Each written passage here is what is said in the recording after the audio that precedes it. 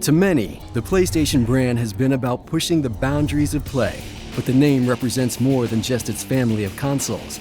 It represents a fundamental change in the way that we think of games. Whereas games were originally considered toys for children, PlayStation has always strived to prove that they can be much more.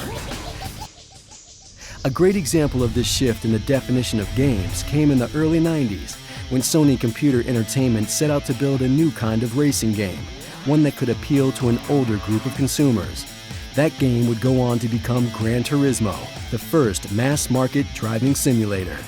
Armed with a staggering list of 140 licensed cars, 11 real-world tracks, and a simulation driving experience, Gran Turismo would quickly win critical praise and go on to sell 10 million copies.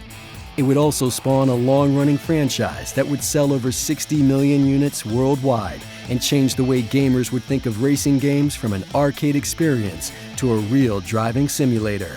Gran Turismo highlights how PlayStation changed people's perceptions on racing games, but redefined the gaming experience in many other genres as well.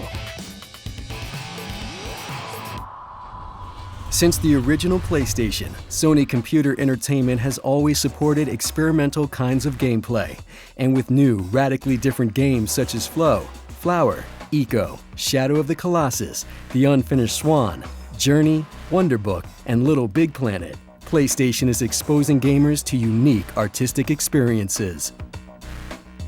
These games do not follow the path of traditional games. There are no clear enemies, no guns, their graphics do not necessarily revolve around realism, and their messages are not as simple as those of other games.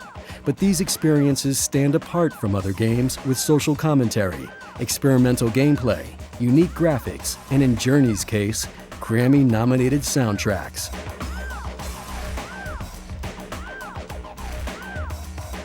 PlayStation, more than any other platform, is striving to change how we experience games and continues to push the boundaries of play.